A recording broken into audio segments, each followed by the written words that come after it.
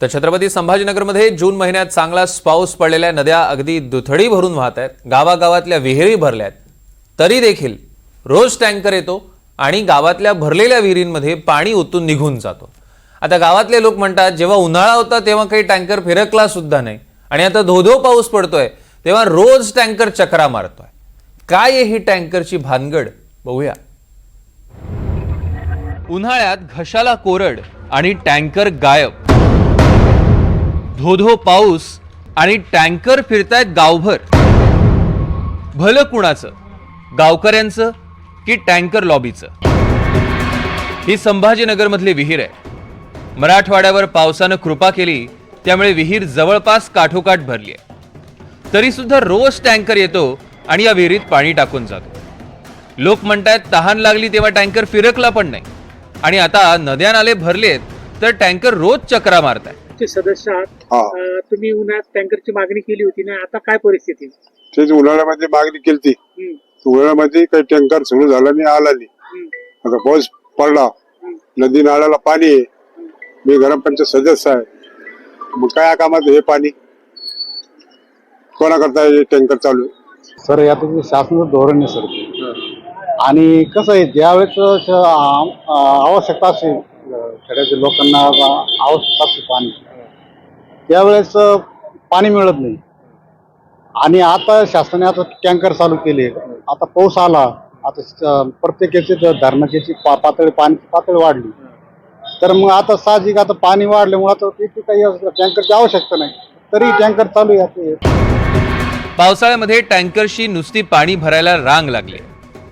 50 tanker इथून पाणी भरून गावागावात घेऊन जात आहे। ज्या ठिकाणी अतिवृष्टीची नोंद झाली त्या ठिकाणी देखील हे सगळे टँकर सुरू होते आणि हा सगळा प्रकार काल NDTV मराठीने दाखवला होता। आणि त्यानंतर म्हणजे याच ठिकाणी आपण काल आलो होतो आणि आपण बातमीही केली होती।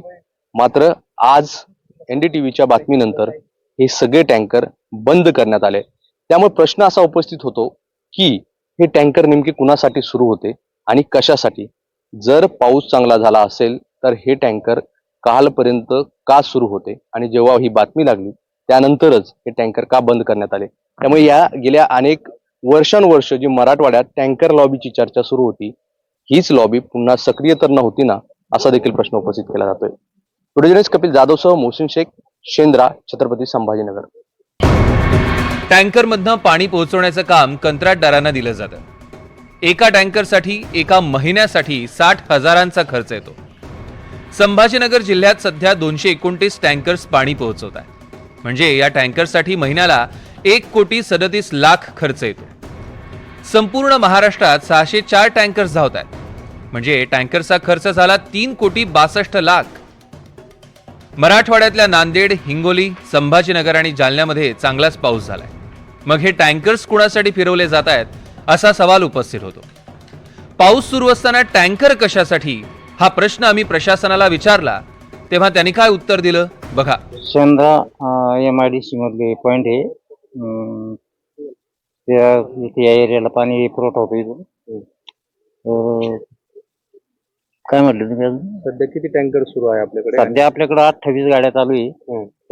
त्यामध्ये 2 गाड्या एक ट्रिप आहे, बाकीच्या गाड्याला 2-2 ट्रिप आहे। किती गाव अंदाजे आपण पाणी 28 गाव सध्या चालू आहे। NDTV मराठीनं हे प्रश्न उपस्थित केल्यावर आणि टँकरच्या मागावर NDTV मराठी असल्याचं कळताच आता टँकरनं पाणी पुरवठा करू नका असा मेसेज देण्यात आलाय। किती दिवसात आधी कधी आलो होतं याला टँकर? तुम्ही थांबा हो, तुम्ही नका सांगू ना। आता 15 दिवस झाले आलो नव्हतं ना, आम्ही विकत घेतलं टँकर। मग मागच्या महिन्यात 2 महिन्यात भरपूर आलं, 8-8 दिवसांनी यायचे। 8-8 दिवसात? हो। आता हे किती दिवसानंतर आलं? हे 4 दिवसानंतर। 4 दिवसानंतर? हो। का हो, तुम्ही म्हणता रोज पाणी येतं इथं?